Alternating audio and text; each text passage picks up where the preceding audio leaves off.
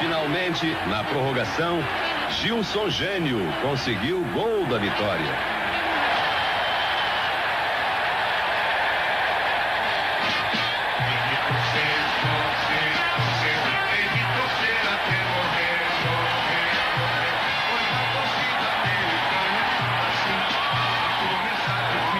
Agora, o torcedor do América pode acompanhar a Copa com nova disposição.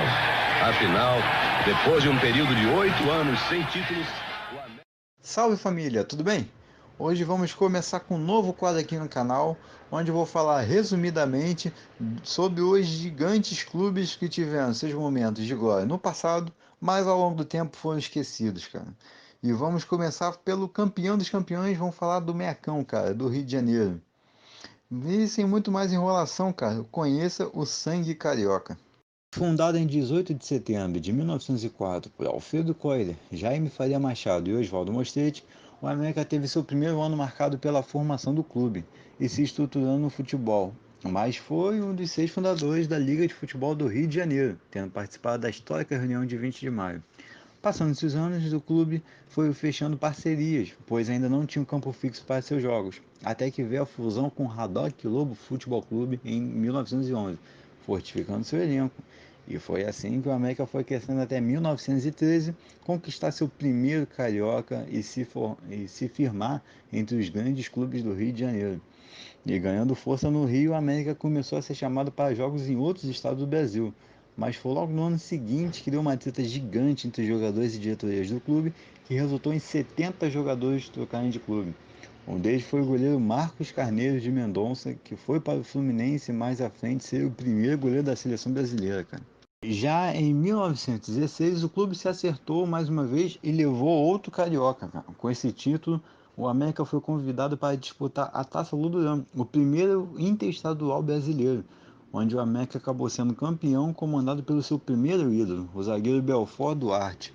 Os anos foram passando e com os estaduais de 22, 28, 31 e 35, que estão no seu hino, o América já é uma das potências do Rio de Janeiro.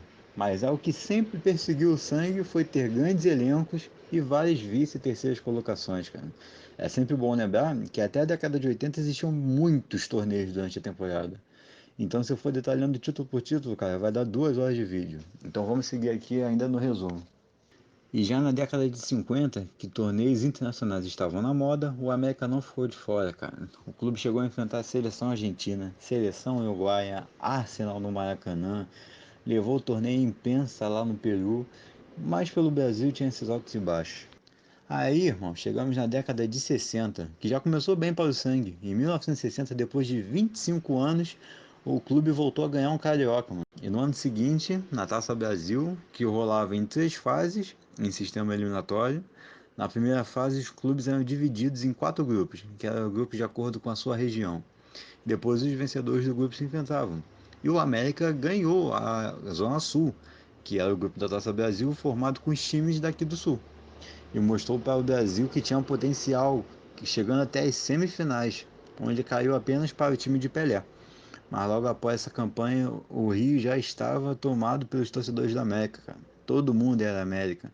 E essa paixão se dava ao resultado em campo dos jogadores que temporada após temporada faziam boas campanhas nacionais. Na década de 70, o América estava em ascensão, cara. Em 1974, o Mecão bateu o Fluminense com 80 mil pessoas no Maracanã, se tornando o primeiro campeão da Taça Guanabara, cara. Aquele time que era comandado pelos ídolos, cara. O Edu Coimbra e o maior artilheiro de todos os tempos do América, o Luizinho, cara, que meteu 311 gols, cara, pela camisa do Mecão. O Campeonato Carioca teve um sabor especial. O clube vencedor ficaria com o título de primeiro campeão da Guanabara. Na final, América e Fluminense. Os rubros sofreram o primeiro gol, mas acabariam na frente, 2-1. América, primeiro campeão do estado da Guanabara. Então chegamos em 1982, cara. A CBF decide criar um torneio esse ano, antes da Copa do Mundo. A Copa dos Campeões, cara, que envolveu os 18 melhores clubes do seu ranking, divididos em 4 grupos. E depois de avançar em primeiro no seu grupo, vencer o Atlético Mineiro nas quartas, passar pela Portuguesa nas semis nos pênaltis, O América bate o Guarani na final e se torna campeão da Copa dos Campeões, cara. O título mais importante da história do Mecão. Depois de ganhar em 82, todo mundo esperava que o time do Rio de Janeiro iria levar o brasileiro em 83. Mas mesmo com um grande investimento feito na época pelo presidente Lúcio Lacombe, o América decepcionou, cara, ficando apenas na terceira fase. E daqui para frente as coisas começam a desandar para o clube. No ano seguinte, começa a desmontar seu elenco por falta de títulos. Até Luizinho saiu para jogar no Palmeiras. E em 85 começa as dívidas no clube carioca, a ponto dos jogadores fazerem greve. Lógico que isso afetou o desempenho, o que gerou uma temporada péssima para o clube. Em 86 o clima não era diferente, cara. O América estava desacreditado por ter um início de campeonato horrível, cara. Junto com isso, o técnico Djalma Cavalcante aceita uma proposta para ir treinar outro clube, cara. Parecia que seria outro ano péssimo para o Mecão. Mas foi aí, cara, que a camisa do América pesou, mano.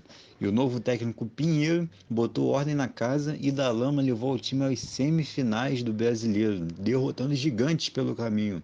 O América só caiu para um dos melhores São Paulos da história, o São Paulo do jogador Milha. Aí chegamos no ano que foi o divisor de águas para muitos clubes, inclusive para o América, 1987. Irmão, a bagunça começou quando a CBF anunciou que não iria conseguir organizar o brasileiro daquele ano, porque estava toda endividada por falta de arrecadação nas loterias esportivas. Com isso, nasceu o famoso Clube dos 13, que nada mais foi do que a união de 13 clubes para organizar o torneio, tendo aval da CBF. Mas o aval da CBF aceitou a competição com 16 primeiros clubes do seu ranking. O América, no caso, é o 16º. Porém, o Clube dos 13 anunciou a tabela só com os 13 times, deixando de fora Guarani, América e o Bangu. Então a CBF criou o módulo amarelo com os times de 13º do seu ranking para baixo. Cara, putaça da vida, o Mecão se recusou a disputar o torneio, que, segundo seu dirigente, a CBF tinha informado que não passava de uma segunda divisão. No ano seguinte, o Mecão voltou a disputar o principal torneio nacional, mas as consequências de 1987 eram grandes, pois como o clube não jogou ano passado, acabou perdendo diversos patrocinadores fundamentais, como a Adidas e a Coca-Cola, por exemplo. Então, com baixo orçamento, o América do Rio de Janeiro foi rebaixado e nunca mais disputou a elite do futebol nacional. Nos anos seguintes, vimos o Mecão sempre tentando se reconstruir, mas tendo boas atuações apenas nos estaduais. Teve um vice na Taça Guanabara em 2006, chegou à semifinal no ano de 2007 da Taça Guanabara, mas nesse ano também o time acabou sendo rebaixado para a Série D do Campeonato Brasileiro. E uma das torcidas mais fiéis do Rio de Janeiro não merecia ver o clube do tamanho da América dessa maneira, onde em 2008 o América acabou sendo rebaixado para a Série B do Campeonato Carioca. Que faz 4-2 no Caxias. Pela primeira vez em 103 anos de história, o América vai para a segunda divisão do estadual. E a pequena torcida rubra reencontra a velha mistura de sangue e lágrimas. Eu moro em frente ao estádio do América. O América não merecia isso. Eu vejo o dia a dia lá dos funcionários, os jogadores. É um sacrifício muito grande, cara.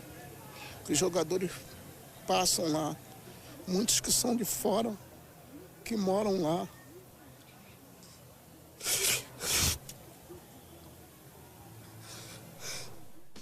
O tão gigante Mecão só foi ter alegria de novo para sua torcida em 2009, quando Romário foi cumprir a promessa que fez para seu pai e vestir a camisa do América e acabou sendo campeão da segundona do Carioca. Afundado em dívidas que chega a 60 milhões de reais nos tempos atuais, o América busca soluções para tentar reerguer o clube. A nova diretoria, com o aval do prefeito do Rio de Janeiro, Marcelo Crivella, até esse vídeo, conseguiu um decreto para a construção do Parque Shopping América. Com isso, o Sangue pretende levantar o seu orçamento e conseguir voltar aos seus tempos de glória. Voltar aos tempos de campeão dos campeões. Então foi isso, galera. Muito obrigado por acompanhar até aqui a história do gigante América do Rio de Janeiro. Eu pretendo fazer mais vídeos com esse tema de resgatar, cara, os gigantes do Brasil, que a gente precisa valorizar nossos clubes daqui. E antes de terminar, cara, só aproveita aí essas declarações que eu peguei depois do clube ser campeão com o Romário. Porque essa porra aqui é América. Acho que o América não tem torcida. Olha ali, Cristóvão. Mostra ali, ó. Ó, se não tem torcida ali, ó. Vê se não tem aí pessoal torcendo. É campeão, como tá no placar e como a torcida tá gritando. Eu tô muito emocionado, muito feliz. Acompanhei esse campeonato como poucas vezes acompanhei. Sem nome até do reserva do ponto esquerda. E tem que ser comemorado, né? Tem que ser comemorado. Essa que é Série B, se fosse Série C. Estamos de volta. E campeão. Salve o América, campeão dos campeões.